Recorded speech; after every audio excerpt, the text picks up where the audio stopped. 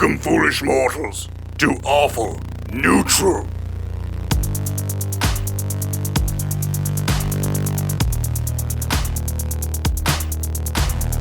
Hello and welcome to the Awful Neutral Podcast. I am your Dungeon Master, Damian Mercado. With me, as always, is Clint Bijger as... Artificarian. Hello. Cuts, retake. I kind of liked it. Is that Bane? Yeah, what was that? Jesse Egan as... Chad Bingsley, son of Bada Bingsley. Oh, nice. That's canon. Bada Bingsley. He could just be your dad. You call him Fada Bingsley. Bada Bingsley. My father Bada. Well, I thought the mama was Bada. I come from a long line of people with ridiculous names. Long line of Sopranos-based nomenclature. We joked about it, but we did say Chud Momsley was a name that was previously thrown around. Momsley. It's my mom. Oh, I like that. You keep the first name. Yeah, makes sense. Different you culture. pass on the first Furballs name. do it differently. Keep that on your That should be a shirt. bumper sticker. Caleb Cleveland as... Dog, I'm a total barbarian. Truer words. He's the total package. I'm the total package. Salvador Viesca as... Lothario de la Pulga, a man that steals things. As far as we know. And I'm scared of my mother's chancla. You steal hearts, and you are afraid of shoes. Yeah. That aren't fabulous. You know me too well, DM. Dave Callens as... Kevin. No, That's all. he's stroking Just Kevin. He forgets more of his character every week. I hate Mondays. I hate you, normal. Oh, see, yours is much worse than mine. Much, much worse. Oh, we doing bad Kevins? Well, we just I got into a Kevin measuring contest right now. Who had the girthiest Kevin? Jesus. That's why they I were don't touch great. the bottom of the litter box, but I beat the shit out of the sides. Isn't that what you said? Oh my god. Good lord. Talk about cat ass fucking there.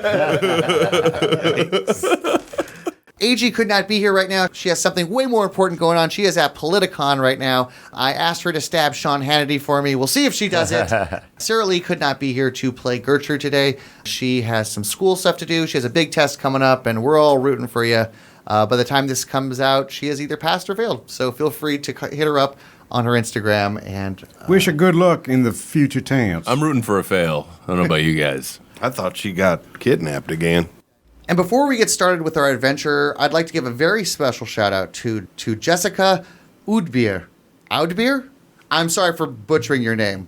We got your request. We understand you want to be a halfling. I'll send you a message. We'll find out a little bit more. We thank you so very much for listening. Thank you so very much for that. A really heartfelt message. I showed it to the cast. I think all of our hearts grew 3 sizes this day. It's true. Your message made our day. We were very happy that us doing this show helped brightens one hard-working Mother's Day. Yeah, we love that. So I think the only right thing to do is to not only make the character that you suggested to us, but I think we got to include your kids too in this. There we go. Shoot their names on over, or what they'd want their fantasy names to be. And We'll put him in the next Cthulhu adventure. no, we'll work them into our next Halloween episode. Now, let me put it this way: your character's gonna have to make some tough choices. We have a Hansel and Gretel themed episode coming. No promises. And if anybody else would like to be horrifically scarred through a podcast medium, go ahead and write the show at awfuldnd. All right, let's start the show. Sorry, Jessica. Lock the gates. Last time on the Awful Neutral podcast, Gertrude's dudes went to sleep for the night at the Drowning Cat Inn. During that night, Lothario and Chud took massive amounts of Molly. Chud tore it up on the dance floor, impressing many rogues at this bar half his age. Until I tried to do the Michael Jackson dance and then threw my hip out. You pushed your rolls a bit too far. You tried getting them to do the Michael Jackson Thriller dance, and they Yes. looked at you like, what is this, old man? We're not saluting this pedophile. Where was Gonk in this? Judging me. Probably just sitting on his rocky He talkie. retracted into his shell. Playing tick-tocky on his rocky talkie. TV was discovering more about the sample of the blue electrical wire that he took. He went over to an alchemist by the name of Leon Finks. They established that this substance was biological and confirmed that it had highly anti-magic properties. So Leon thinks this thing stinks? He does, Mr. Seuss. Hey, thinks he as he didn't go to winks. 8 years of book writing school to be called Mr. Well, now I can't cut that joke. That's super fucking solid, Dave. No crickets here. Leon informed Tiffy that any further test would take a significant amount of time. Tiffy did not want to leave the sample there, so Tiffy said that he would come back. He left the alchemist lab and joined the rest of the gang at the Drowning Cat Inn for the evening. Before they went down for the evening, Gertrude got a call from Mercutio that she turned overly sexual. Mercutio revealed some of his machinations during that call as well. Just in a rush to try and hang up. Very much so. Before bedding for the evening, Tiffy, Gonk, and Malison went to one room. Before drifting off for the night, a canary carrying a letter came through the window in Malison, Gonk, and Tiffy's room. The letter informed the party that Mrs. Caitlin had noticed that the party had violated their agreement by shopping at other stores. Previously, in exchange for a discount, the party agreed to give Miss Caitlin priority. We're just such shopaholics. Yeah. We just really couldn't stop. They had shopped at least 2 other destinations that she knew of. In her letter, she was sure to note that she did not enjoy making threats, and she gave the party a chance to see what they would do to correct this situation. After the party bedded down for the evening, they woke up not feeling like themselves. They woke up in a different world. In this world, they were taunted with their fears. The party fought hard, mutilated some children, Yeah. killed a groundskeeper. That wasn't our goal, but Cock-blocked Gertrude, wasn't your goal. got maimed, mutilated, Yep. and mentally scarred. Yep. Just another Sunday. After they completed the ritual, the party found themselves awake in their bodies. With the exception of Gonk, Malison, and Tiffy, none of them found themselves awake in the rooms that they went to sleep in. As they look around and take in the room, they can see, aside from... Sorry. Took some Tums. Totally fine. Oh, that's a subversive plug for Tums. Oh, nice. The official antacid. Of this DM. It shows a commercial of a dragon waking up next to his wife, and he's got like that pink and red stomach, and she's like kind of like, "Oh, you're waking me up." And he takes the Tums, and the cooling effect drops down, and then the dragon goes back to sleep. Is it antacid again, sweetie? Here, take some Tums. Oh, it's someone I ate. Tums. It's that Italian. I told you not to do Italian late at night. I like paladins, but they don't like me. Now I can't cut that joke out. That sounds great. See, that's my trick. I just set it up, and then we hammer it Sorry, until it I gets know. funny. As the party surveyed the room, the first thing you notice is corpses. It looks like John Wick has visited this room. Oh, my God. Even into the hallway with the door open, there's blood all over the walls. They're wearing cultist robes. You can't really tell who they follow just yet. Does that guy have a pencil in his head? You'll have a to- fucking pencil? A fucking pencil. You see Gremmel Stonebreaker in the center of the room. He's standing in a contorted pose, face frozen in fear, his hands covered in blood. You standing in front of him on the wall like he was a spider, like Sexy ghost wall spider just hugging the fucking wall with his spider body. seducing Gremmel with his Whoa. eyes.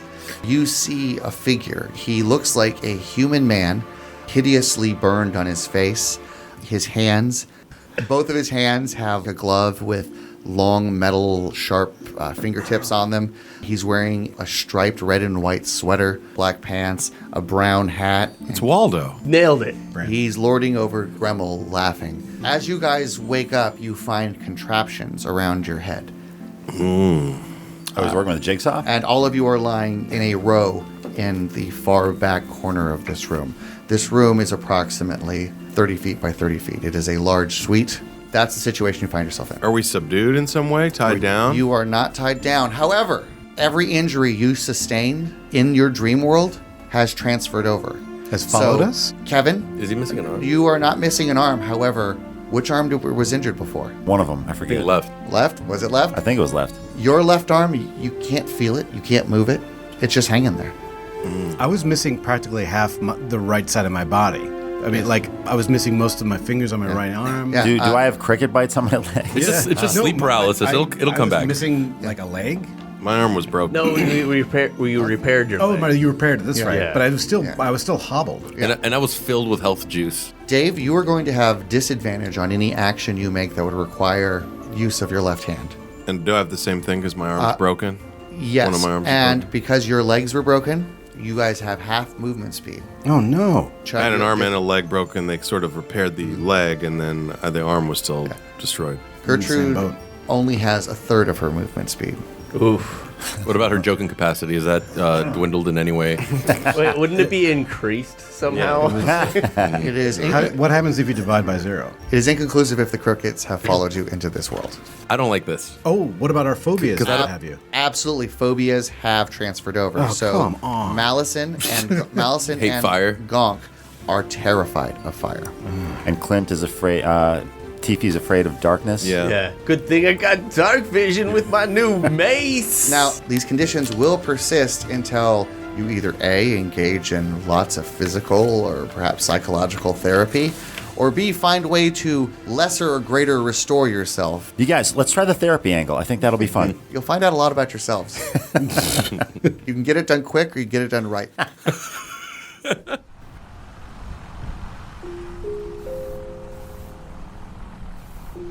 Gremmel Stonebreaker, legendary hero, proud servant of Moradin, and first mate to the USS Gertrude's Dudes, stands proudly at the helm of a ship that he thinks may need a new name. It's been only a few hours since he parted with Gertrude and her dudes in the city of Parrots Port, not long after the party met Malison, Hill, and Gonk Holskin. The others flew with the Giants wrestling squad to the city of Duke's Court on their pleasure yacht, one last time before it was turned over to Malison Kill. The plan was for Gremmel Stonebreaker to take the USS Gertrude's Dudes from the rambunctious city of Parrots Port to meet the rest of the gang in Duke's Court. Since the USS Gertrude's Dudes was a ship recently acquired from the recently murdered Lord Privilegington, Gremmel knew of ways to get this hot ship into the city of Duke's Court without drawing the attention of the authorities.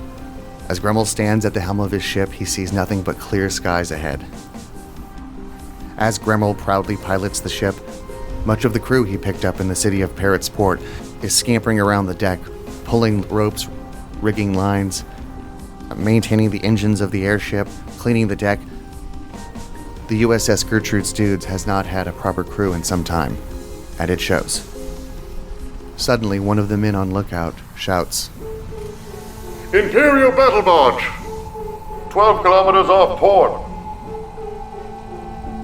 Gremmel turns his head and sees a fleet of warships.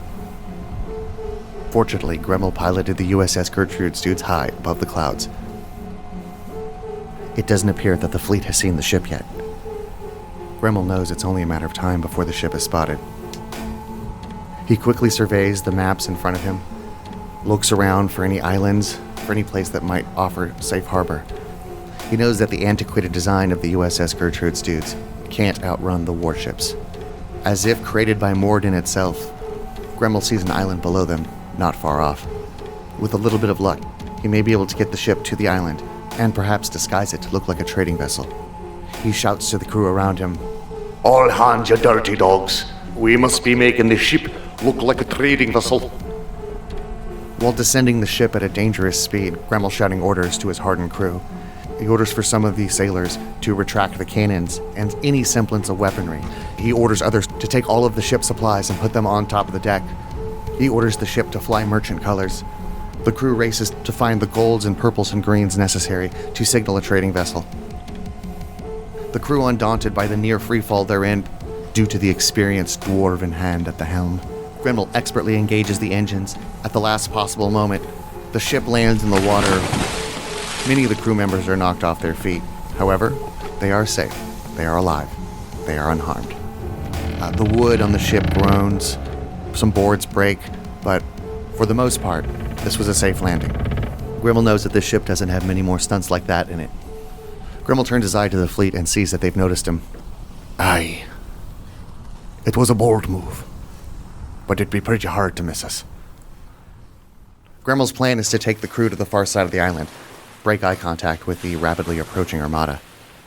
Gremmel is prepared to scuttle the ship, but that's the last option. His plan is to take the crew onto the island and hide until the armada leaves. He orders a senior sailor to take the helm. Gremmel proudly strides into his quarters and starts donning his armor. He says to himself, They better have brought a whole ship full of badasses if they hope to get past Gremmel Stonebreaker.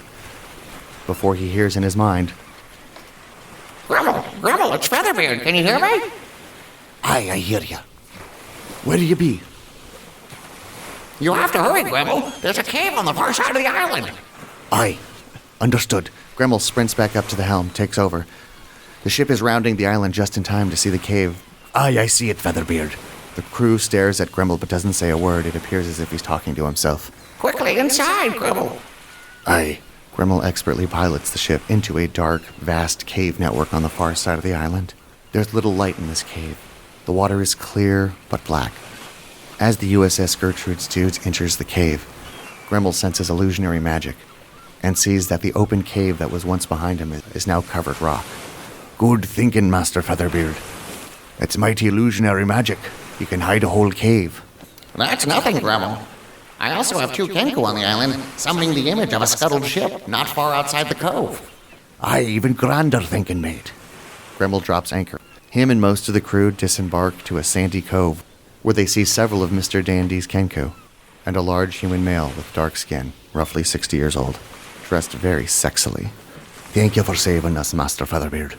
Our pleasure, Mr. Gremmel, you can see that all of the Kenku are very ragged. They look as if they've been in battle recently. Featherbeard himself seems to have been crying recently. What's wrong, mate? Featherbeard sobs. 2 days after you left, Lord Pillagington's father and an armada of warships came to Crow's Point. And they arrested Mr. Dandy. He was the best of us. Mr. Dandy sacrificed himself. He held them off so that we could escape. He told Genuine to protect us. At that point, the man standing in the back of the cave steps forward. Yeah, Mr. Dandy was one down-ass boss. And I've never seen somebody kick and punch like that. Genuine was impressed. Mr. Dandy was going to try to get Genuine back home, to his world. Don't get me wrong, I love this world. People never heard Pony before here. But I have to get back. The ladies of my world would never forgive me if I was gone for too long. He told me that there was a machine that took me from my world into this one. Well, it stands to reason that somebody has a machine to get me back.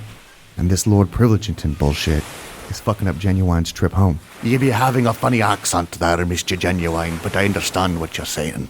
I thank you for looking after me Kenku brethren. A full day and a half passes before Featherbeard gets the okay from the Kenku scouts up top on the island. The armada has finally left. After the all-clear is given and night has fallen, Genuine and the Kenku are invited aboard the USS Gertrude's dudes and offered safe passage to Duke's Court or wherever they see fit. The USS Gertrude's dudes, still appearing as a merchant ship, flies into the city of Duke's Court, 2 full days after last seeing Gertrude's dudes. Gremmel knows of a certain disreputable port where ships of ill repute or ships wanted by the law can find safe harbor without fear of the law. Welcome to Duke's Court, Master Genuine. I think you'll find this city ripe for a bird of your standing, mate. Yeah, Genuine thinks he can do just fine here. As Genuine and the rest of the Kenku prepare to disembark the ship ready to explore the amazing city of Duke's Court, Gremmel pulls 2 stones of far speech out of his bag, hands one to Genuine and one to Featherbeard. Just so I can keep in contact with you. Let me know if you encounter any trouble. I'm going to go search for Gertrude and her dudes. There's no telling what trouble that lot has gotten into. Gremmel bids Genuine and the Kenku farewell. He gives a few last orders to the crew. After exiting the ship, Gremmel scries on Tifi. As he's casting the spell, he sees that all of the party members are asleep. That's odd. I thought Tifi didn't be sleeping. As he continues to scry on the party, he can see that they're in a hotel in Des Moines. In fact, he knows this hotel. It's the Drowning Cat Inn. Something doesn't feel right. He notices that Tifi has a device on his head with a wire coming through it. He can see Tifi squirming as if he's in pain somehow while in this dream state. At that point, Gremmel hears a demonic laugh, and that's all he needs. Gremmel takes off on foot as fast as his dwarven legs can carry him, sprinting towards the Drowned Cat Inn. Gremmel summons all of his endurance. He makes it in record time, for a dwarf. As he enters the lobby of the inn, he takes stock of the room and sees dozens of cultists some seated where bar patrons were not too long ago, a couple of them serving themselves drinks behind the bar. All of their heads turned to see this paladin. They reach for their weapons. Gremmel smiles as he grabs the mace at his side, enters a battle stance, and speaks to his weapon. It's been a spell, Benny, hasn't it? Gremmel Stonebreaker's mace ignites with a holy blue flame. Let us show this lot Moradin's sweet embrace. Gremmel darts forward, with alarming speed, caving in the skull of the first cultist. He swings again and crushes the face of a cultist sitting next to him. Cultist after cultist are cut down by this holy dwarven monster. Strike after strike, cultist blades deflect harmlessly off of Gremmel's armor. Each mighty swing of his mace Benny strikes down one, and in some cases 2 cultists. As Gremmel strikes down the final cultist, decorating this room in a macabre, corpse style, he hears the growling of 5 hounds coming down the stairs. These massive beasts appear more as small bears than they do dogs. Their physique is both muscly and sinewy at the same time. These hounds appear to be more nightmare than dog. Gremmel holds his mace as he's encircled by the 5 hounds. Gremmel's able to kill one hound immediately, but in doing so, another hound was able to sink its teeth into Gremmel's mace hand. Gremmel's been in harder fights, but he can't remember when. In the savage fight that ensued, Gremmel uses everything at his disposal to kill the hounds before they do the same to him. He kills one with the bone of a cultist that he slew moments earlier. One of the hound takes a big hunk out of Gremmel's thigh. With his offhand, he brings down his mace Benny and breaks that hound's spine. Gremmel's able to dodge one dog's attack and maneuver his way to the stairs. The 4th dog lunges. Gremmel's able to catch its head in his hands and break its neck. The dog falls limp on top of Gremmel. Gremmel's able to throw off the hound's body and is able to get up the stairs and into the room where the hound's master is before the 5th and final hound can catch up to him. Gremmel kicks open the door. He has only a moment before the other hound sets upon him. The hound sinks its teeth deep into Gremmel's shoulder. Unfazed, Gremmel's able to reach his boot knife. He draws it with lightning speed and plunges it into the neck of the final hound. The hound doesn't let go immediately. He twists the blade, causing as much damage as he can. Blood begins to pour from the wound, spurting all over Gremmel's hand. He feels the hound's grip weaken, falls limp to his feet. With the last hound dead, Gremmel turned his attention to Gertrude's dudes. Gremmel tries to wake the party unsuccessfully. He goes downstairs, hoping to find a cultist still alive. To his luck, he's able to find one, barely clinging to life. Tell me how I free my friends. Bleeding heavily and coming back to consciousness briefly, the cultist wets himself upon seeing the face of Gremmel, the man who killed a room full of his peers. You have to complete the ritual. Tell them they can hear you. They can hear you. Please don't kill me. Please don't kill me. Please don't kill me. Please don't kill me. They have to complete the ritual. What ritual? Speak and you may live.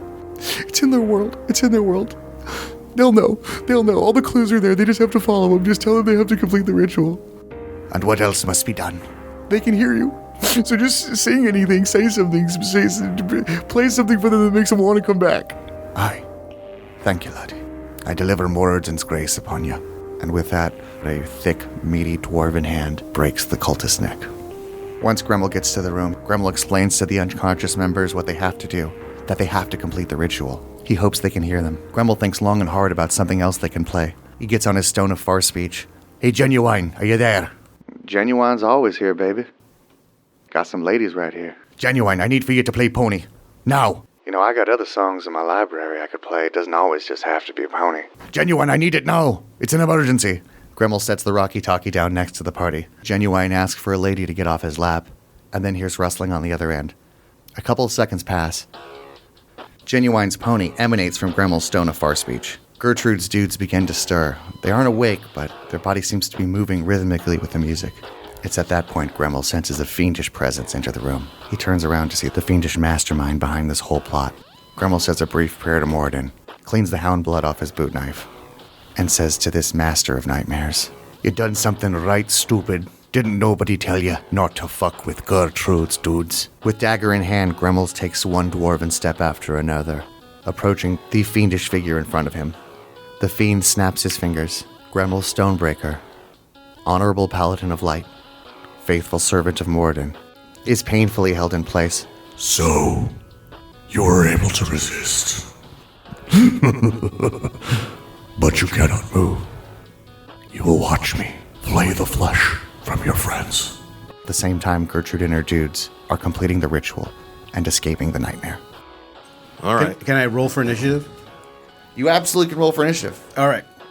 I'm going to try and get Gonk tries to leap, assumes that that the dream state is over, tries to leap to his feet and falls flat on his face, probably. So everybody has rolled for initiative. You guys are clearly ready to fight, but how is that happening? You guys are all in the prone position, on your back. These things are on your head. Gonk has acted before he thought, but Malison is going to attempt to get to her feet and pull out date rape revenge. What is that again? It's a mace. Okay. That shoots mace. It's not the mace, it's the mace. Yeah, the mace. Yeah. It actually shoots maces into. Oh my God! No, so we're all saying the same thing. I think we're on the same. 30-pound medieval weapon just smacked me in the face at high velocity. Oh, I beg your pardon. And now my eyes stink. And it's spicy. Why did She doesn't pull out. I'm sorry. She pulls out the rape whistle. Okay. Okay. What does that do? And attempts to blow it. The siren's rape whistle. Everybody takes 1d4 sonic damage, unless your ears are covered. So your first She action may- is to hurt us By all? our weird helmets. Great. It's a great start, Gonk. You know I'm already injured, Nelson but... would have warned Gonk to cover his ears. Everybody else could probably go hang themselves. But everybody's taking 1d4 sonic damage, and the Hey, how about that? It took 4. I took 3. and everybody does a wisdom saving throw with a DC of 13. It's an interesting first move. Okay, so everybody who failed, you're now Dead. You just killed us all. No. All it is just it's a fear effect. You're now terrified of Mal and her dreaded whistle. Oh, that doesn't affect any of us then, kind of. Probably not. Well, Well, we're all afraid of her Like, anyway. we're not going to attack Malison All it now. is that you have disadvantage if you attack her. And we can't move closer to her. Yeah, you cannot move in any direction. So if Malison is up at the enemy, you can't advance towards the enemy. Exactly. But What kind of sucks? This is the day I was going to kind of ask her out, so Yeah, now yeah. I'm too intimidated. You don't hook up with coworkers, man. You know the trouble. Well, I that passed leads to. mine, thank goodness. I failed mine. How Except one creature, except for Freddy, who had to roll against 15. He said your whistle has no effect. Well, then we're gonna have to Make a take you to the wisdom station. saving throw. Freddy was Hey. so busy watching you attack the rest of them. He didn't bother. Freddy is immune to fear. Ooh. Dang it. Okay. Wah, wah. All right. Nice try, though. I mean, it was a solid move. Did he even cause like 1d4 damage to Freddy? He actually gave him 1d4 extra health. I mean, One. One One damage. punch of damage. Freddie got his feelings hurt. so you terrified us, did like... Is that the sequel to Freddy Got total Fingered? damage to all of us. Freddy was maniacally laughing, staring at Grimmel Stonebreaker, loyal first mate to Gertrude's dudes, as he writhed in agony. And so you can imagine his surprise when a loud shriek pierces the room from the corner from where Gertrude's dudes were, where he thought he had them trapped in a nightmarish hellscape. Nice. What are you doing awake? You've completed the ritual. Nobody has ever completed the ritual. You've let Mother out, I bet. Just trying to scare ourselves more. Malison looks gives Freddy a steely glare and goes, "What?" Can Lothario just like sit back in bed and like lay down, turn and face the Yeah, wall? Kevin actually says, another bad dream, eh? And he goes back to sleep. In response to Malison, Freddy is rubbing his ears. He takes one of the long metal claws, kind of like in his ear. He's like, What? What? That whistle is very loud. Are those bugles on your fingers? They look tasty. Oh, you'll get to taste. Tiffy, you are up. All right. Tiffy. Hey, do you have some kind of whistle that can damage all of us? Yeah. Do you think you could scare and hurt all of us before we start fighting this nightmare creature? I'm really sorry, guys. I don't have any area effect spells. I can only focus fires. As a bonus action, I will cast Spiritual Weapon at level 3. At Malison? The Spiritual Weapon at level 3, which means I can hopefully do 2d8 plus 4 damage. And what form does this spiritual weapon take? This is going to take the form Of a rape whistle. A Green Lantern. Shite, I always hate this part. It's gonna take the form of something nerdy. Let's say some Weird Al Yankovic. It's glasses. pince nez. What? What was it? Nobody knows that word here. That's Yep. how nerdy it is. Oh, all right. So it's So there's a giant pair of pince nez as floating above Freddy. So it's a crepe of some sort? What are those? Yeah. Or dessert? Those are the glasses that pinch onto your nose with no ear things. It's they're Morpheus glasses. yeah. Oh, well, then just say Morpheus glasses. Morpheus Fucking idiot. glasses. Jesus. It's so your spiritual weapon's Morpheus glasses. which is even a nerdier way of saying And it. the spiritual weapon lame streak continues. Okay, the weapon is summoned. Yeah. Wow. A giant pair of glasses appears in front of Morpheus glasses. Morpheus glasses glasses. appears to the right of Freddy, who is on the wall. What type of lame ass attack is this? All right, now it's gonna roll to hit. Fail. That's a 2. But that was my bonus action as my.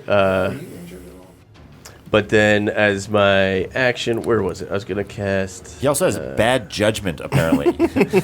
casting bad judgment.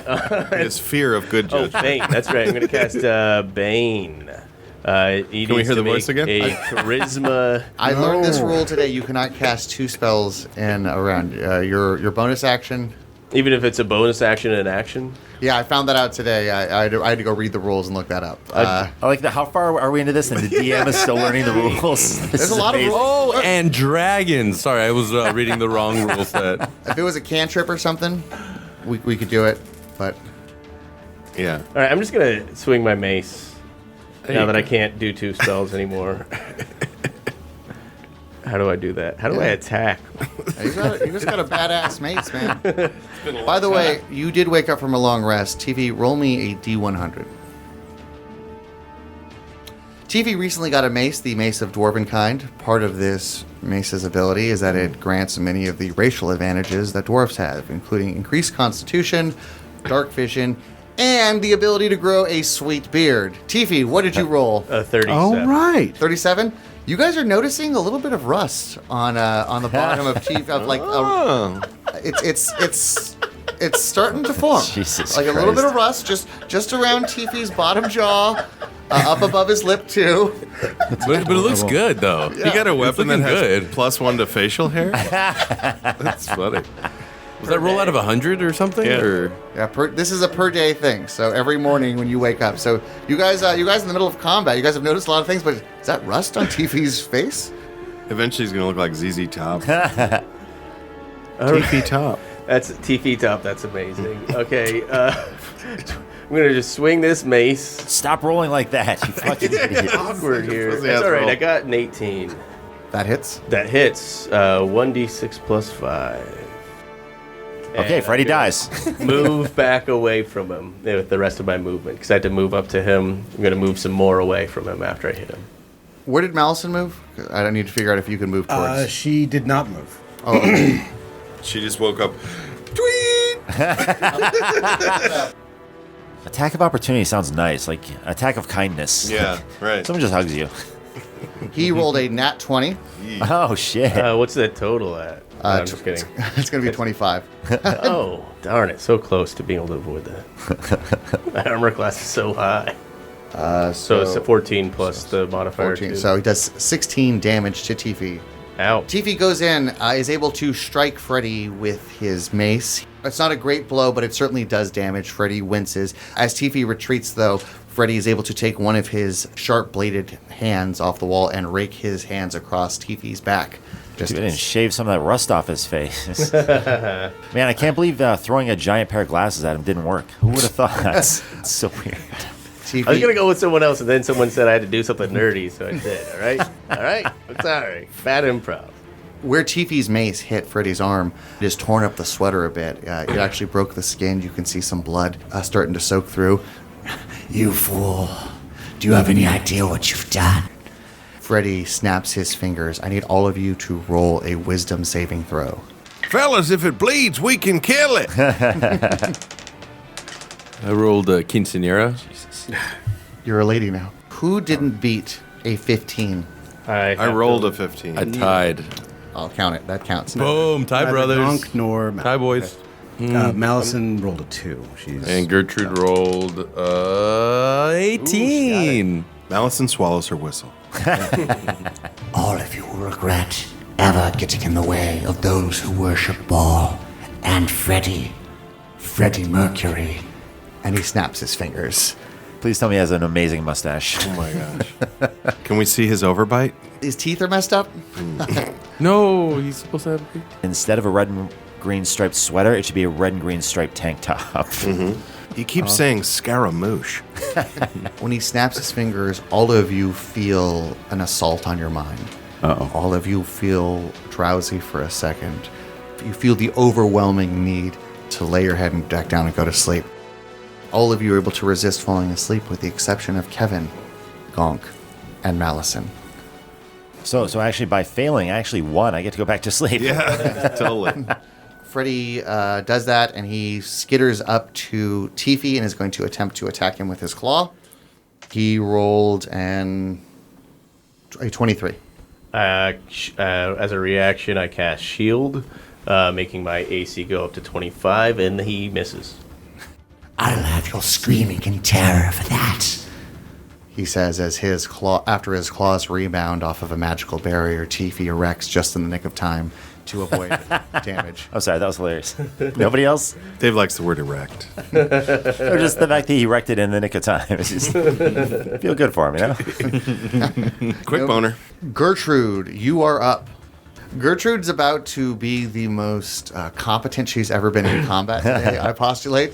Gertrude might single-handedly kill Freddy this turn. I don't know. Clint's pretty good at playing characters. He's really good at getting in the role. Gertrude coughs up a lot and says, "Looks like it's time to save my dudes again." Her bonus action, she's going to Hunter's Mark this. Okay, then she has 2 shots. So you cast Hunter's Mark on Freddy? Yeah. You're my mark. I'm gonna hunt you. wow. She wants my nightmares. And then The voice, I feel like they're related. Yeah. 19 to That hits. strike. The first one is going to be 11 damage. 11 damage, okay. And then another bow attack. Same thing. And 9 more damage. Despite not being able to move her legs, despite blood leaking from holes that she doesn't remember going to sleep with. And the despite night being before. generally unpleasant. Normally I try to seduce you, but you're even grosser than me. She says as she stands up, takes a drag off her menthol, knocks 2 arrows in one shot, and fires them. One arrow strikes Freddy right in the shoulder, the second in his lower intestine, just left of center mass of his body. He Right in my bad diverticulitis spot. Yeah, I can Over here. smell that wound. He winces in pain. As he does this, though, anybody who's awake right now, roll me a religion check. I rolled a 19 plus 4, 23. 8. Lothario, you're like, well, sweet shots. This dude looks ugly. After the arrow that punctured his intestines hits, you notice exiting the wound, black tar-like, and you notice right after the arrow punctured, for only a second, because you rolled so high, you notice a little bit of flame kind of come out of the womb for a second. Whoa. God damn, it's another Tums commercial. Do I happen to know what kind of creature he is from this religion check? You know that is typical of somebody who is either demonic or perhaps devil origin. That is one of the signs, having some sort of infernal ancestry. So you could suspect that this creature's a fiend. I suspect this man's a fiend, y'all. Look, he got some flaming black gunk coming out his lower colon. And, I mean, I know we've all been and? we've all been to Chipotle before, but y'all, this don't look normal. Gonk wishes he could have heard that, because when he opens up his eyes, he does not see the room around him. He doesn't see the party members. He doesn't see the rest of Gertrude's dudes. He doesn't see Malison. What he does see is 2 giant Aarakocra men laughing at him in the distance, almost like the 2 old men from the Muppets in the balcony. He knows these as the Aarakocra brothers, 2 very powerful characters that Caleb Cleveland wished into existence on an early episode. This is like the Koch brothers. He's Sort of, yeah. You're tied up. You're hanging over a bunch of giant crabs, a giant bucket of crabs. There is a hook painfully through your shell, through your shoulder. Go ahead and take 10 damage. Oh my gosh. Real damage? Real damage. Jesus. In the real world, you notice blood coming from Gonk's shoulder as he's sleeping. Oh no. Can Gonk, Where that like, is he anchors like wrestling with something fitfully in his dreams or something like that? You notice one of the Aarakocra brothers and this is a giant bird, somebody who has done real damage to your life in the past, both physically and your reputation and a lot of other ways. Grabbing another hook, he is going to attempt to pierce you again through your other shoulder. I need for you to roll me a wisdom saving throw. Another was okay. Gotcha. All right. Oh, I got a 17. Gonk starts shaking violently as this other hook's approaching him. He's doing the Hulk Hogan. Gonk starts getting upset. You feather bastards ain't real. And as the adrenaline Birds aren't real. Birds aren't real. What even are birds? And as the adrenaline builds in his system, he's able to shake himself awake. Gonk wakes up in the prone position, filled with rage. In fact, I'm going to go ahead and say that you have gotten a free rage. You have not burned your bonus action. You are awake, but you are in the prone position. Free rage And chicken, remember, like- you do suffer disadvantages from And damage my taken movement is halved, as in you said. previous streams. Yes, and so if you want to move, it would take half of that movement just to stand up. Okay. Gonk would definitely, like, shaking his head violently, trying to stay awake, slapping himself, slapping his cheeks. He struggles to his feet, limping. He is going to charge towards Freddy Mercury. If I move more than 10 foot in a straight line, I can attack. Freddy finds himself confronted with a Warforged cleric to his front and an angry Tortle barbarian who he assumed was asleep and being tortured to death not moments ago to his back. And some oversized pince nez behind him. Oh, yeah. He doesn't consider that a threat. It wasn't even on the list. Because honestly, who would? Is Freddy Two that purple 2d8 circle? plus 4 damage if it hits. I'm We'll, just saying, we'll no see it matter. when it happens, right? Kevin, you wake up drowning in a giant saucer of milk. This is how I've always wanted to go. Glug, glug, glug. Your heavy armor makes it extremely difficult to stay up. You notice something at your feet. Something brushes against you. It's furry. It's soft. And then it scratches you. You feel a bunch of scratches all over. Eventually, you see some of these creatures come to the top. They are cats, thousands of them, in this pool. And they are all fighting you. They're all trying to swim their way over to claw and bite at you. You notice little scratches appearing all over Kevin's body in the real world. And on top of that, you see, looks like Lothario, but he has darkly evil eyes, fiendish eyes. And he looks down at Kevin. Like a doll's eyes. He looks down at Kevin and he says, Why are you even hanging out here, Kevin? Get out of here. No one likes you. Get out of here, Kevin. Leave, Kevin. you notice a little bit of blood. I'm not done. start- You're so stupid, Kevin. You're dumb. No one likes your breath. You always smell like milk and a little bit of poo. He's actually saying this in the real world over my sleeping body. And like Freddy's like, well, that's good. Everyone's looking at me. He's like, no, this is how I wake him up. This is our thing. It's Lothario's heel turn. Kevin, you take 5 points of slashing damage, and you take 5 points of hurt of psychic damage. Of her feelings. Go ahead and roll me a wisdom saving throw. First, Kevin's going to look and say, I've had it with these motherfucking cats on this motherfucking plane of existence. Oh, man. Wow. These 3-act jokes. They're getting me. A natural 1. On a natural 1, all of a sudden, a bunch of other paladins who are wearing the mark of Saint Edesius. Yep, you did it. Don't ruin it. I'm going to fuck it up. All of you curse me. You see several other paladins wearing the mark of Saint Edesius standing above Kevin, laughing at him with Lothario. He was a terrible paladin. We didn't even like him. We just sent him to go all over. Look at this asshole dying in milk. Kevin takes 20 more points. Holy psychic 20 points. Oh my god. There are a lot of people not in this dream that are going to fuck Freddy up. Milk bitch. you guys You're a look at milk bitch. Kevin's body, you see like a kind of a tear rolling down Kevin's cat eyes as he's asleep. He's kind of rolling over. No. Oh, no. No. That's what my cat sounds when you pick him up. And then he's like, looking up a little milk. Yeah, that part's nice. No, the milk's sour. No. Wait, this is normal. More scratches This is normal. continue to accumulate on Kevin's, the parts of his body that are exposed from the armor. Lothario, you are up. Oh, I was gonna say, didn't I have a second crossbow? You have 2 crossbows. You have a +1 crossbow, and you have that awesome repeater crossbow that can shoot 3 shots. But you can't Got take it. one. Yeah. Can I move? I'm gonna try to maximize that and try to take as many shots as I can. Okay, your first shot, because he is engaged, will have sneak attack damage. Your second 2 will not. And advantage. Do it. So 13, 19, and 17. With your bonuses, those will all hit. Okay. Cool.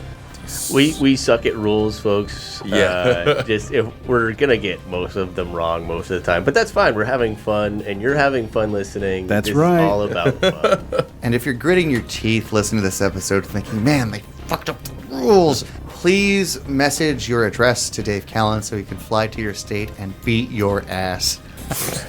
Jesus. In a Christ. race. So In a race. Lothario from his corner stands up, steadies his pump-action crossbow, and fires 3 bolts in quick, very precise succession. Woo. He fires a tight 3-shot shot group into Freddy's chest, doing massive damage.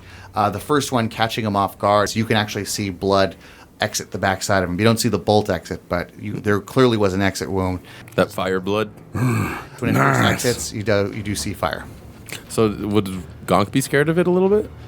Yeah, if Gonk saw fire, Gonk would be a little afraid. Or Gonk might not have noticed. He's in a rage, and you had to roll a high history roll to see it before. Gonk, roll me a perception check. A high roll will work against you. Great. I saw nothing. Gonk Yay. saw nothing. He was like, what was Colonel Clink's sidekick's name? I see nothing. Yeah, he was a fat Nazi. That's me. Thanks a lot. You guys are jerks. Chud, you're up. Okay. Are any of us like incapacitated right now by Freddy? Like asleep still? Yes. Yes. three Dave of you. is? Okay. No, 2 of you. Gonk or what? Is there a way that I could wake them up, like with Dispel Magic or You something? could blow a whistle. Yeah. Certainly try. If I cast Dispel Magic, can I cast it on both of them or only one of them? Read me the wording of Dispel Magic. Okay. Choose one creature, object, or magical effect within range. So then, definitely more than one. All right. Well, I'm going to try to cast Lightning Bolt at him. It's a attack save. It says a 15 dexterity save. A stroke of lightning forms a 100 feet long, 5 foot wide blast. He rolled a natural 20, so he saves. Okay. So it's just creature half damage. takes half damage. But Lightning Bolt's a no-joke spell. Yeah. Yeah. 8d6. Love it. 33, half of that is 16. 17, 16. I just blasted him with a lightning bolt and then turned invisible. Chud is invisible. Before that, he puts his hand back like he's about to do a Ken and Ryu Hadouken, brings his hands forward, and a bolt of lightning erupts from Chud's fingertips when he extends his arms. Freddie Mercury sees it coming, however, and is able to keep it from hitting the main parts of his body. However, it does scorch his face and neck as he dodges it, doing 16 points of damage. All the scar tissue on his face, a lot of it's black. You can see exposed meat and muscle on his neck and cheek. You can see his teeth through there. Wow. So yeah, I blast him with a lightning bolt and I scream out, "Shock the monkey, y'all!" And then I turn invisible. You'll pay for that, Firbolg. Back to the top of the order, Malison. Malison finds herself on a giant beer pong table. She is unable to move. All around her, she sees drunken caricatures of frat guys playing beer pong on the table. Smile more. Smile more. Yeah. Smile more. They're throwing these giant ping pong balls. These ping pong balls seem very light to these frat guys. Whenever they hit the table, they feel like medicine balls crashing from a high distance, like somebody threw them off of a second-story building. One of the medicine balls lands on Malison's right leg, dealing 10 bludgeoning damage. Ow. I got your whistle, lady. This thing's real pretty. What do you use this for, lady? Malison, roll me a wisdom saving throw. DC 15. She makes it. That is correct. Excellent. Well, she rolled a 15. One of the frat guys bends down with his tongue out, I'm gonna lick her face, bro. and Malison starts struggling hard as she can. She closes her eyes, concentrates for a second, takes a deep breath, finds her center, calms herself. When she opens her eyes, she finds herself not in that dream world. She finds herself in the room that she was in moments ago. She's in the prone position. What does Malison do? Blow the whistle. Coughs out a golf bong or a fucking ping pong ball. She whispers, no means no. And she's going to grab her mace and stride purposefully over to Freddy and take a swag at him. Definitely misses unless an 11 hits. 11 does not hit. Yeah. Okay, that one's a 21. That hits. That does hit. You got a critical miss. Roll the 1. Roll the 1. Shakes on hits Chud. And then, yes, she would like to action surge, either to pick up her weapon or to attack a 5th time. Malison wakes up in a rage. She strides forward, going, no means no. And then connects with the mace. With her first swing, Freddy easily dodges. This is her second swing. She's able to make contact, striking Freddy right in his recent lightning damage. You see chunks of his meat fly away. For her third blow, she swings her mace and actually ends up losing her balance and dropping her shield. It would require an action next turn to pick it up again. But she is able to swing and make contact with Freddy several more times. Malison makes 2 more strikes, one striking Freddy in the ribs, the other in his right thigh, sending Freddy crying out in pain. There'll be more frat guys the next time, I promise. Malison looks at him straight in the eye and goes, dream on. Good line. Nice. I'm enjoying this banter. It's snappy. Tiffy, you are up. All right. Okay. Tiffy is going to use the good old inflict wounds at level 3. Potentially devastating. It can spell. be. I'm going to use Rust to give me a help action. You know, Rust exists for more than just to give you an advantage of attack. Rust exists to be a companion, to fill story elements. They're a fully realized creation, I want you to look Clint. at what Hudson's doing and take notes. But I'm literally looking at Hudson like, why don't you ever help me like this? I'm always helping you do worthless bullshit, he says. You want more cookies? Okay, that's Hudson's empathically on his phone. 17 plus, where is it? That hits. Yeah. In a move that Tiffy and Rust have perfected at this point, Yeah. This is their fastball special. yeah, Seriously. Rust flies straight for Freddy's face, pulling away just at the edge of his reach, 5 feet in front. Freddy brings his hand up to deflect what is a speeding bird towards his face. He does not see Tiffy's hand come up and place it upon Freddy's face.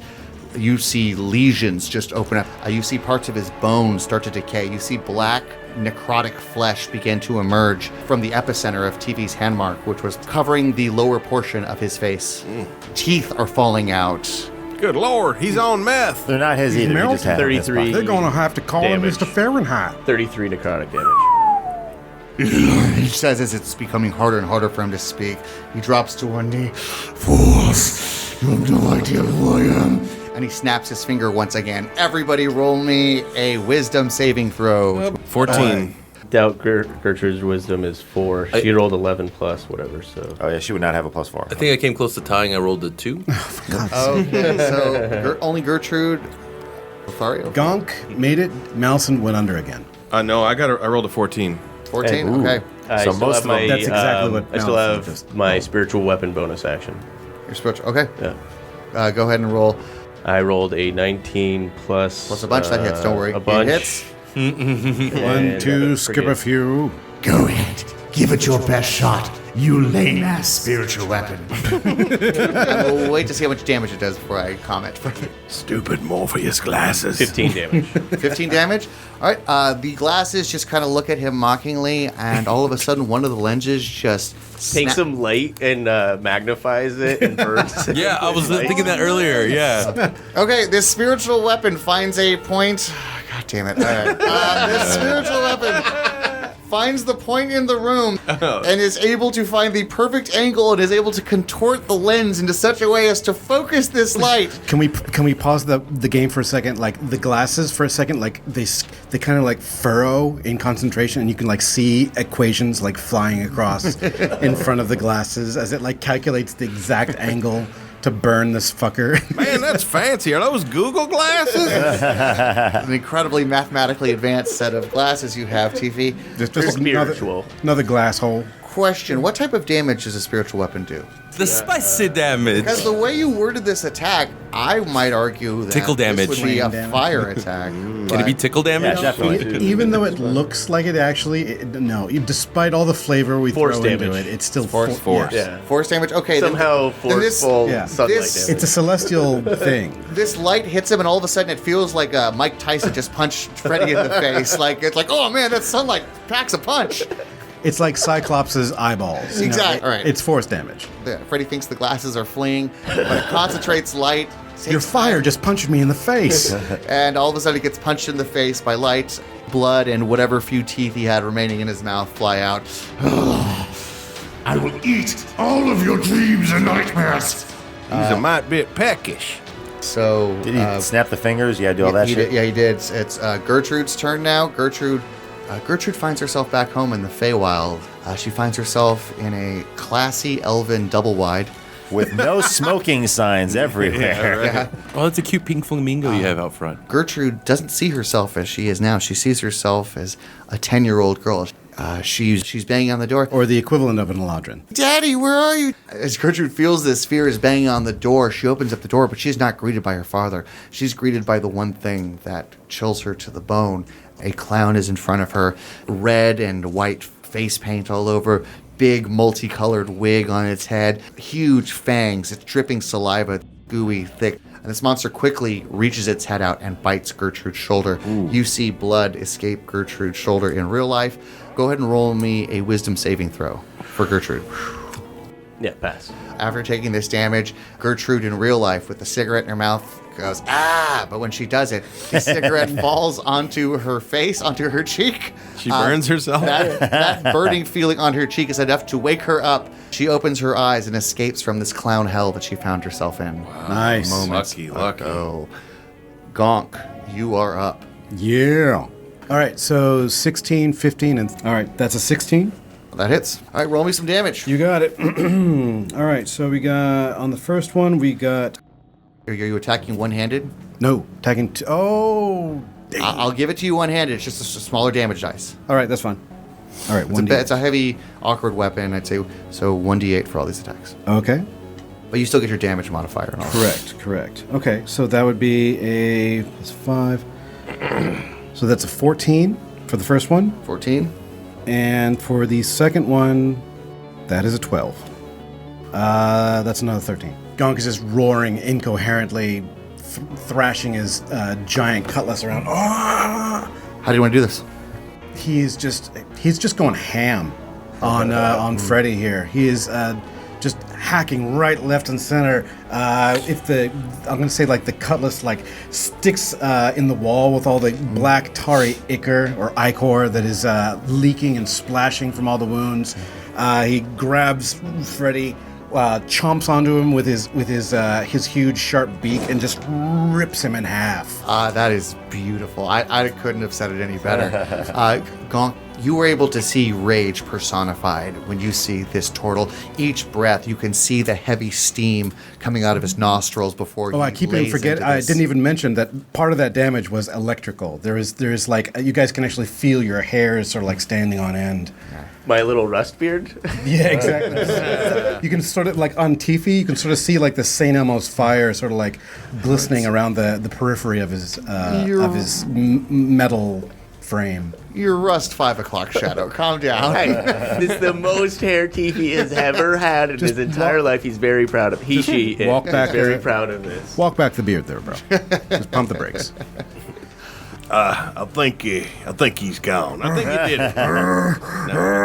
All done. Yeah. Well done, though. Well done. We should probably look out for black tentacles. You actually, for those of you that were present, I want to just a little bit of flavor. For those of you that were present during the Halloween episode, you saw a glimmer of this like level of exertion and rage when Gonk emerged from the Ferris wheel cart, and after he had been destroyed after he defeated the Dream Clown.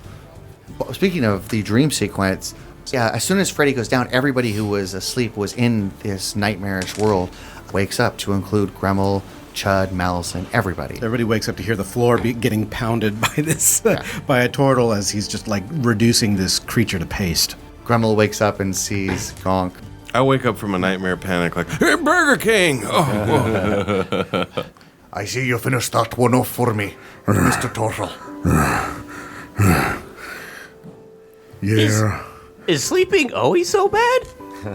I hate sleeping. I know it can be quite a joy much of the time. I feel you got a bad sample thanks to this shite, and he kicks some of the gooey bits that Gonk has not obliterated on the ground. Mal grimaces at the sludge on the ground, and she's like, "Sleep. These little slices of death. How I loathe them." How profound. How are y'all feeling? Hold on, I gotta write that one down in the old Gonk book. You got a Gonk book. I feel a little hungover, personally. I think Too dookie. Lothario and I took a couple too much tabs of them. Is it tabs or pills? I don't even know. We took too much Molly, I'll tell you.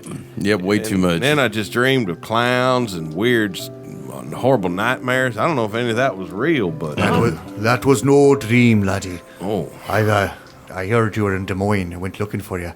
Imagine my surprise. That's right, we're in Des Moines. The hot, cool-ass city of Des Moines. Imagine being surprised when I found a bunch of these bald shites around your bodies. What was this thing?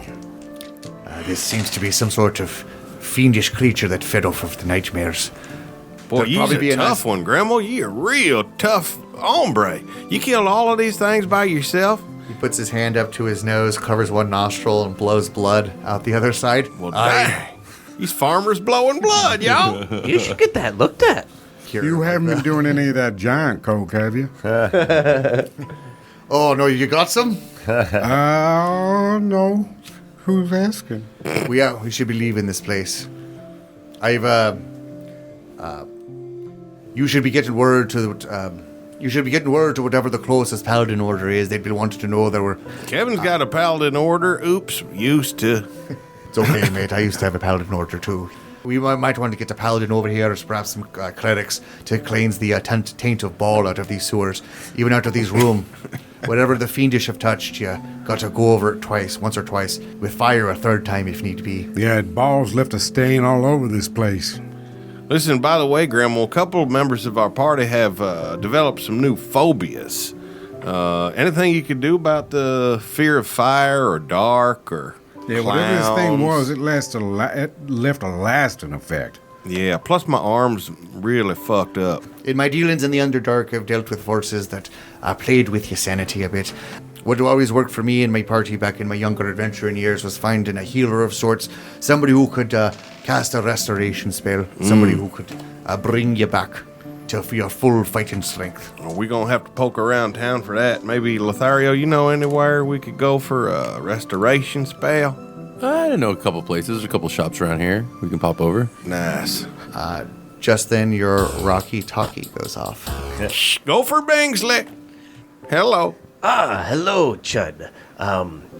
It is imperative that we meet in the slums district. I have some information and possibly a mission for you. There's been great developments that have, developed, and we should meet up about those. Well, sir, I love when developments develop, and we gonna definitely come visit you, but we gotta heal up first. We are real dinged up. Should. Why don't you ask him? I'm willing to bet he has the services of a fine healer. Oh, about yeah. him. I'm willing the Decemberists are quite a well-connected organization. Hey, Triple G, you got a services of a healer that you could help us with? We are really, really messed up. And Ball we could, left a stain upon our psyches. That's Gonk. He's hurt too. Ah, You're dealing with Ball already. Yes, of course we have healers in our network. But you're out of network, so it's going to be a copay.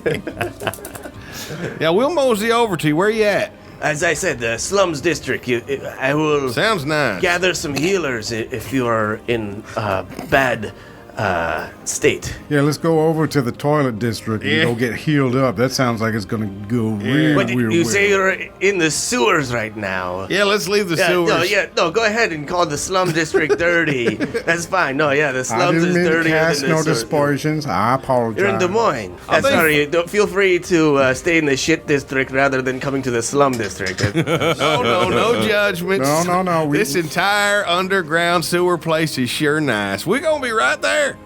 I'm hanging up now. Goodbye. We'll see you shortly. Hold on, let me star 69 them.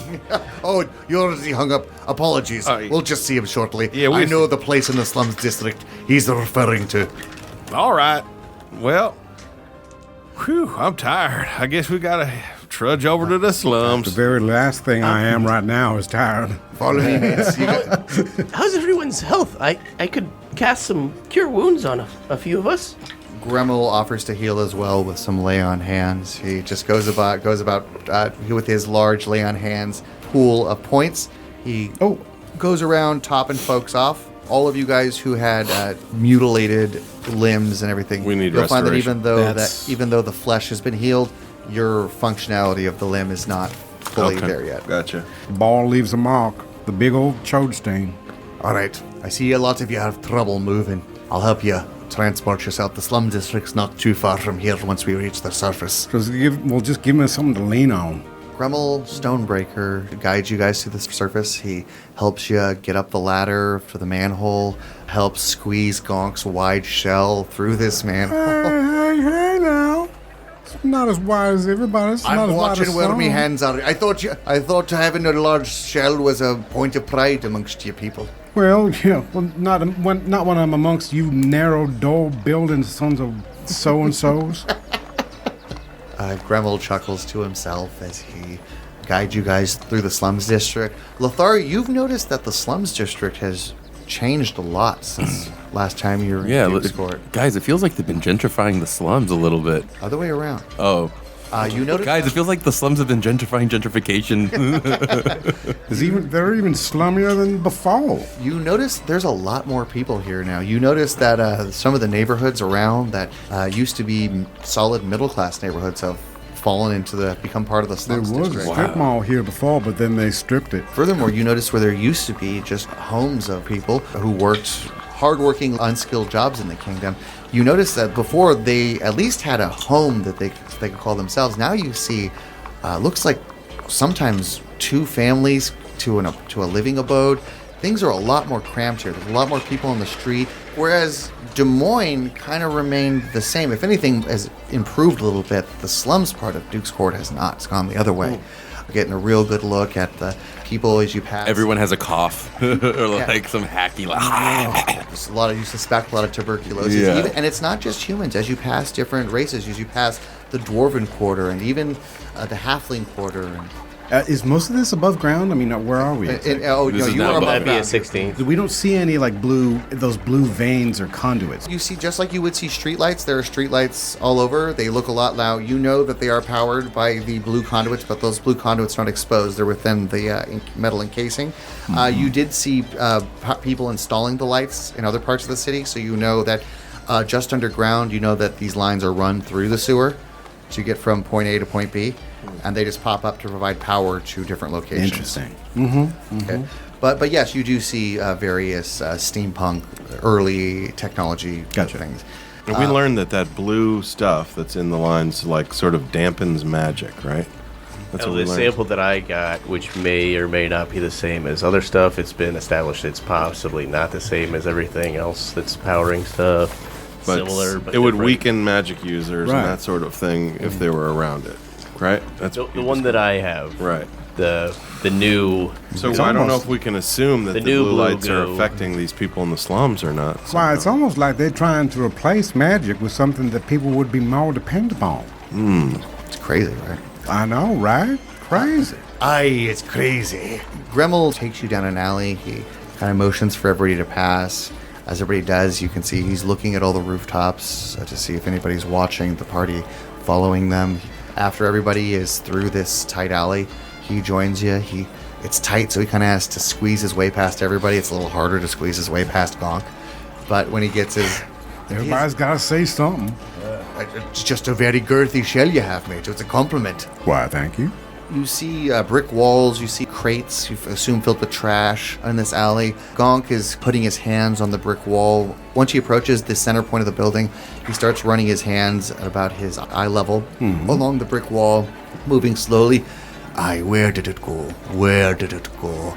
And until finally he puts his hand in one place and you hear a click. Aye, there we go. Gremmel, you still got the touch. He moves one of the crates out of the way, and you see a trapdoor has opened underneath this crate. Everybody in. I'll keep an eye out. Quick. All right, let's jump in this hole, y'all. Look out below. It is a very dark room under there. So, quick question. Now that I have dark vision with my mace, how does that counteract fear of darkness? You can see very well, but wouldn't. you... He's still Because afraid you're still of it. surrounded by darkness. He's scared. So he lights a torch, which then freaks out Gonk. Yes, actually, I do. TV's one of the last ones lowered into the hole. Gremmel gets in and closes the trapdoor and pulls the crate back over. The light has been sealed off. TV realizes that he is in pitch black, and in the back of his warforged, robotic, logical mind, he can't help but start to feel panicked. I can see, but where's the? Let me get my torch. You all right, Tiffy? Tiffy lights a torch to be less afraid. Oh, that's better. Malison recoils. As does Gonk. Malison and Gonk start trying to push their way through, illogically trying to separate themselves from this fire. They are pushing themselves over Kevin, Lothario, Chud, anybody who's in their way. Wow, y'all are. What's going on, y'all? Why are you climbing over us? Can I try like a wisdom saving throw, see if I can overcome it for a little while? You can. All right. And go ahead and roll one for Malison, too. Gotcha. Tiffy, jeez. go ahead and roll one as well if you'd like. No. Well, I lit my Did torch. a 1 I'm and a good. 4. Oh, okay. So Yeah. that's a no. Gonk, That's no. better. Gonk, no. Malison, no. Okay. Gremmel's able to catch up to you. What's wrong, mates? Well, he started freaking out and then lit a torch, and Everything's now fine. they're freaking I lit out. my torch. Hey, it's just a little dark in here, but everything's fine now. Gremmel pulls out a torch, puts his torch up. To Everything's TV's not torch, fine. lights No, it. no. Keep that away from me. What here? Grab one. We got a little ways to go. Grab it, Gonk. No. Gonk runs away down the dark tunnel with Malison in tail. Gonk, where you going? Malison's like following him. Gonk, come back. Gremmel turns to the rest of you. So this is what you've replaced cabbage with. This type of madness. You had the chance for an upgrade. Well, sometimes you just don't have a good substitute for cabbage. I mean, when there's coleslaw as an option, sometimes you'd rather have mac and cheese, but you just don't have it. So, Kimchi's very delicious. kimchi's all right. I'm going to try to prestidigitate some light down the tunnel. Okay. After them. Some Absolutely. sparkly lights. Sparkly. Oh, so it looks like 4th of July sparkler? Yeah, some 4th of July sparklers. Nah, do more like a rave. More be like a fun. rave? Yeah. Big glow lights if you want. Yeah, I think glow lights. That sounds When you good. guys are coming down off the Molly, I think it'll be a nice little. Yeah, so we'll light up the tunnel with some. Are those two afraid of the torch? Is that? They seem that's to what be that's afraid of gathering? fire. Yeah, probably because of the Freddy whole awful. nightmare world. Yeah. Okay. Gremmel puts the torch out in the dirt beneath him. Oh, I was hoping he would swallow it. TV, swallow this torch. Swallow the torch. TV, put out your torch. We got to go find Gonk and Malison. There are traps up ahead. I have to go find them before they set anything off. How far did you guys go? Do you guys just running? Well, we run until it's like we're in the little, I guess, twilight area of the just beyond the the light of the torch, like maybe 10, 15, 20 feet. Okay. And then we'd start very, very gingerly trying to figure a way. He would pull out this hooded lantern out of his backpack, crack it open, and go, One of you, please, could you light this for us, please? Shortly after you say that, because it's not too far away, you see the light coming from Chud, and Gremmel catches up to you. Good thing I caught you. There are a few traps up here. Best let me take the lead, mates. He's like, all right, no, that's fine. he still stands like 5 feet away from the lit torch. I appreciate it, me amphibious friend. Gremmel takes the lead. You guys probably only go like 100, 200 feet. Not terribly far, but when you get to the end of this tunnel, there's a couple branches along the way, but the way Gremmel takes you, you don't turn, you just go straight. Once you get to the end, he picks up the trap door that's above and instructs you guys, all right, climb through. Me first. Gonk, when you get to the top, you notice an immaculate cathedral. You could see that from the outside, some of the stained glass is broken, windows are boarded up. You could guess that from the outside, this place might look pretty shabby, but inside this cathedral that you're in, looks nice. Things are well kept. There's candlelight all over. You see a shrine to Timora in front of you. Mal pops up and goes, nice. When everybody comes up, they can see in the room Grayson Gersagar Galgari. They see Sean Sunseeker, Grayson's boss. He is a short Aarakocra man. He is a flightless Aarakocra because he is a Kiwi. He has a body type, I believe I said, Smee from Disney's animated Peter Pan. Love he has kind of that egg, awkward shaped movement and body. And I think we established that he's even dressed like Shmi from the cartoon. Awesome. It's great to see you, Gertrude, dudes. Welcome back. Well, thank you. Well, Quite the journey through your slums. Nice to make your acquaintance, He says a little shakily. Gonk. These slums here, I see you've noticed. Lothario, as I understand it, you're from this place. Have you noticed things change quite a bit? Yeah, a little bit. Seems like everyone's crammed, but it's packed to the gills now. I hear it's not just hard here, but all over. But it took things getting bad. The December Society to finally find recruits. There are a lot of people who don't think things are too equitable right now. To what? Too equitable right now. I'm sorry. One more time. Too equitable right now. Equitable. What's an equitable? It's when you get naked. Thanos is inequitable. You've never played Naked the Ball? Equitable. Oh, got it. Thank you, TV. Can't get You through noisy? that incredibly thick accent of his. So what happened around these parts? How come the slums are slummier? Things just kept getting worse. No jobs? Is there no tech jobs and no Amazon around here? Nothing? Warforged can do most of the simple labor nowadays, and rich folk would rather have Warforged that they could beat up and doesn't complain like us poor folk, you know what I'm talking about? We all stare at Tiffy.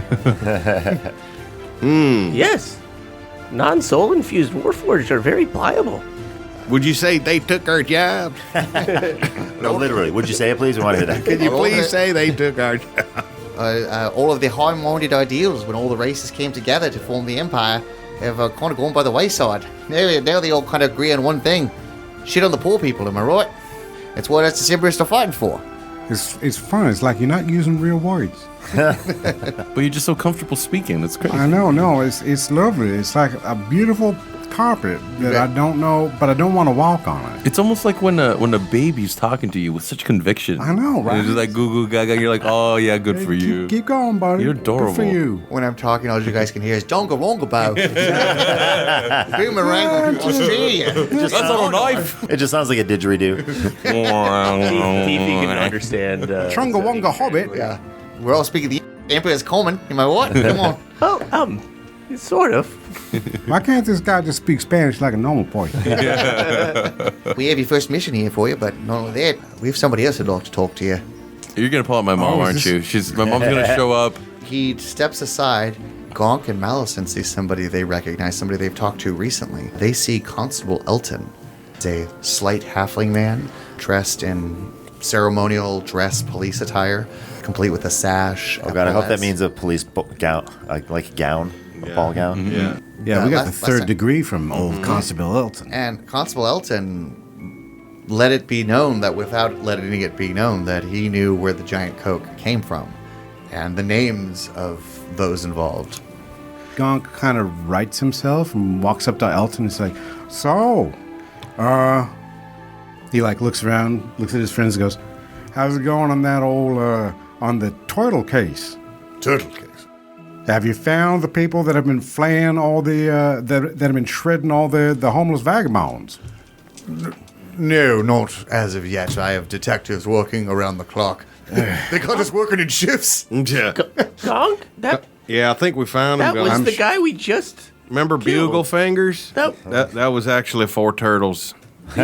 Well, that Yeah, was, sure, yes. Yeah. He was yes, Chud, yeah, that was... he was the one doing all that shredding, That's right. He was 4 turtles, yes. shredding all those people, leaving just splinters of them behind. Correct. He had a magical ability to look like his footprints were like 4 of yours.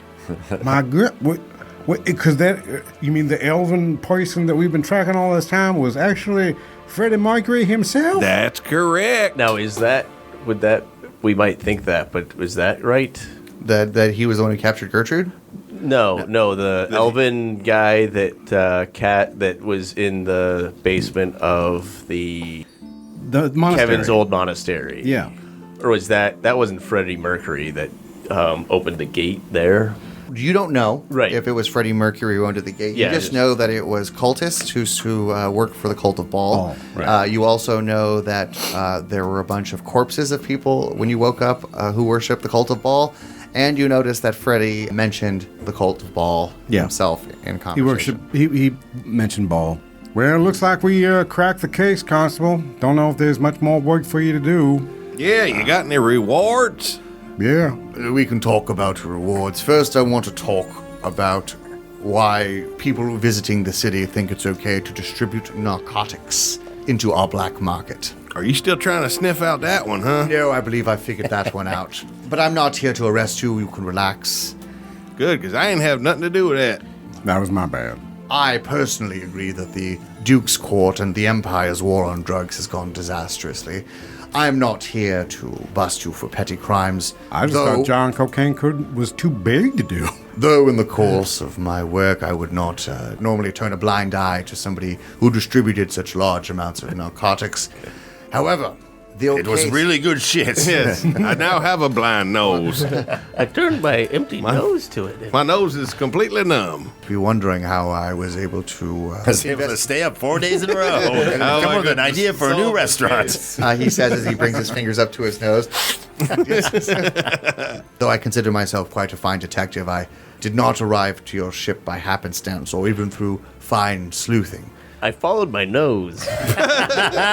It always knows. 2K and Sam. Well, the reason I found out was because Mr. Mercutio, who I believe you've had the displeasure of meeting, and his Black Order thugs walked straight into my office and dropped a dossier on Gertrude's dudes and your misdoings. He wanted me to impound your ship, which, by the way, your ship is now impounded. That is beyond me. So you did it. That was beyond me. You're referring to Shitty Gallagher, right? Yeah. That's That's the thought one. so. Don't we just call him Gallagher? Yeah. Remember, by the way, I want to accuse him of many crimes against fruits. Furthermore, the crew of your ship is currently being interrogated for questioning. That includes your activities director, Mr. unironically named Andre the Giant, Oh, dang. and the rest of your crew. Bummer. What? Why would he do that? Why would Mercutio? I don't know what happened there. Was that Gertrude? Okay, I wasn't sure. Can I roll an inside Apparently, I check? can't do Gertrude. I want to roll an inside check. The only one. Gertrude's lying. Oh, well, I rolled a 5 plus 4, 9. Like, she seems very sincere. Gertrude seems really broken up about this to you. Is the Black Order in the habit of interrogating activities directors? No, they're usually in the habit of destroying people who get in their way. I believe that Gertrude's dudes have, one way or another, become people of interest to the Black Order. Yeah, we know how to get in people's way. Under normal circumstances, I would not turn my blind eye to these crimes, but the fact that Mercutio is the one who wants you out of the way tells me that I might be able to do more good for this city by finding out more about you. All right, what you want to know? Indeed, we're open books. Yeah, we're open books with lots of cats jumping out. Music starts playing, turns into the set of the dating game. Adventure number 1. Mr. Turtle, if you and I were to go on a hot date, where would you take me, and what would your kissing style be? Let's see. I'll take you to the deepest hole in the swamp. My kissing style is kind of like a stapler remover. You guys seem like good people. That was a good answer, good moral answer to a question. You guys could be the most evil party of thugs I've ever encountered. I still would trust you more than I trust that bastard Mercutio. Such a creature has gotten so much power of the state behind him is beyond me. I don't know if that's meant to impress us as to how evil there is, or as to how incompetent your character judgment is. But all right, we'll be the judges, I suppose. My back's against the wall. We are not evil, I'll tell you that right now, okay? Although if we were, that's exactly what we would tell you. Yeah, we'd probably say that. I am making this decision because I am, in fact, a big fan of your work. What your crew did in Crow's Point in squashing that Lord Privilegington IV. After doing so, you didn't claim power, you didn't sack the place, you did steal an airship. Were those options? Yeah. You guys could We have taken pretty more. much did all those things, but yeah. Oh, no, we didn't do none of that, because we're good guys. Well, whatever you've done, what you did there was good. Yeah, thank you. As far as I'm concerned, you've done more for this world than Mercutio ever has. So, We're like OxyClean, this whole party. while I can't unimpound your ship, I will tell the guards to turn a blind eye if they see you around town. So try not to cause too much trouble. Gotcha. This is contingent upon you doing fine work with Mr. Sunshaker here as well. And then we can maybe steal that airship back? Cool and all, but we heard about healers. We're in pretty bad shape. Some of us have phobias from a nightmare demon. That's why we're here. Can we? Absolutely, sorry about that. Sean Sunseeker claps his hands twice, and you see a couple of clerics come out from the shadows. They immediately began casting a variety of Were spells. you just standing there watching the whole time? Yeah, they like to watch. Yeah, please help us remove the stain of ball from our psyches. The healers go through everybody. They heal all the mental and physical damage that the party has accumulated. Do they stop and like try to heal Gertrude's jelly hand and then realize there's nothing wrong with it? Well, there's plenty wrong with They it. make a jelly or... I'm sorry, Miss Gertrude. It turns out your hand is still disgusting. There's nothing they can do about that. And you have lung cancer. They say you have 6 months left. That's all right, babe. Do you want to make the most of it? Can you restore her voice? Because it's just like nails on a chalkboard. If you have any magic lozenges, The healers told me that if she let them, they probably could restore a voice. Well, never mind them. well, we could. Why would you want to restore it back to when it was worse than this? But they also say in order for it to take, she'd have to quit smoking. Never mind. Never mind. So are you ready for your first mission? Well, what do you think, fellers? I mean, Let's go back to the Flame Festival. yeah, is our first mission to do something about the slums? Are we going to like have a dance battle to raise money for the community center? Yeah. Like Break In or Break In 2, Electric Boogaloo? Anybody seen those movies? They're real old. I don't know if the Boogaloo would be electric. This is a steampunk world after Steam all. Boogaloo 2. He's more of a Crush Groove fan myself. Oh, deep cuts. Oh, damn. Or the millennials love these jokes. Oh, they do. They do. Oh, dang, you've been saved. We're referring to a day before hip hoppers mumbled. Well, are we going to do anything about apparently the Black Order and these ball worshippers setting up all these blue veins all over creation? They could be in league with each other as far as we know. Hell, you tell us what the mission is. Ball busting or Black Order bashing? Actually, I believe we were the ones who handled that ball problem. I don't think it'll be springing up anymore. And he spits on the ground, remembering Freddy. Your first mission is a very important one. I'm afraid you're not going to be dancing to raise money for some inner city youth, although they will certainly keep an eye on any opportunity that we can to do dang. that, and we'll contact you if that comes up. You let me know, because I did practice some dancing a couple episodes ago. Gonk removes his fingerless gloves and puts them back in his pocket. Sorry. It's all right. Chud cuts the fingers off his gloves. Your first mission, we require some very dangerous people to protect a very important person from some even more dangerous people. I'm a Am I very the dangerous important person. person? You or not, Gertrude. Mr. Elton is letting you off the hook for some of your narcotic misdeeds because we need some badass bodyguards. And all right. that is where we're going to end our episode for today. Great. Where can we find them? Yeah, I'm going to give you some flyers. Go ahead and pass them out. If anybody thinks they're a badass bodyguard, you send them right to me. As soon as they say that, I disguise self as Kevin Costner. All right, guys, great episode. You killed Freddie Mercury. Yeah, that was a lot of fun. All right, let's close it out. Clint Beischer, where can people find you? Clint Beischer at Clint Beischer. That's just that's Clint, bash your balls off. No crickets can be heard. That was solid. That was good. The crickets approved. Jesse Egan as Chud Bingsley's the handle, and you can find me at, I could drop the accent. You can find me at Jesse Egan Comedy on all social media. I just equate you with Chud. I Just am Chud. lovable. Caleb Cleveland as Gonk. And you can find me, sorry, you can find me at Caleb is Drawing on all your friendly social media platforms. If you're somebody who likes looking at beautiful images, just click on the things he You're too posts kind. daily. Salvador Viesca, where can they find you? You looked at me like... I was trying to think of a comeback then, and that is my Salvador Viesca impression. Where can people find you? Sounded more like Lothario.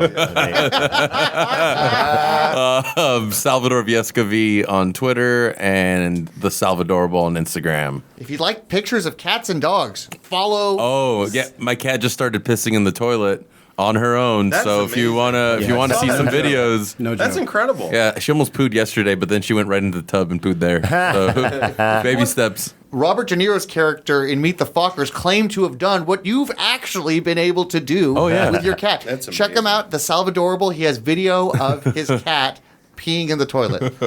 And Multiple on his- videos. That's basically what the whole channel's going to become. How do you get it to do it in my roommate's mouth now? I don't know, dude. She taught herself, so I'll ask her. Dave Callens, where can people find you?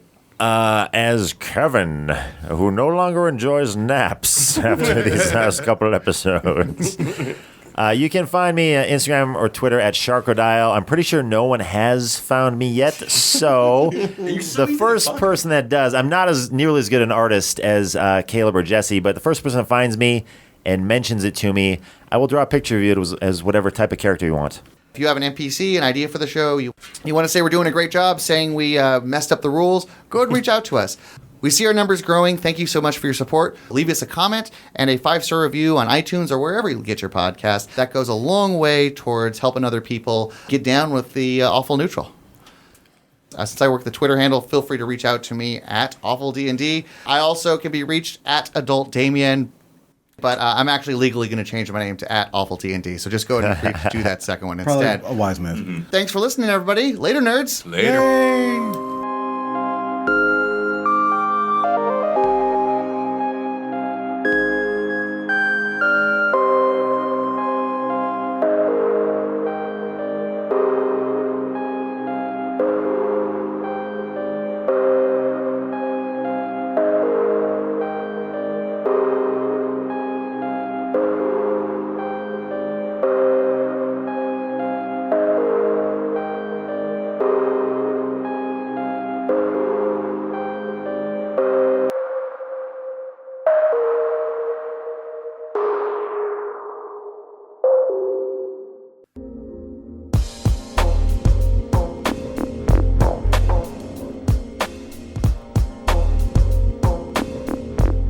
Hey there, nerd.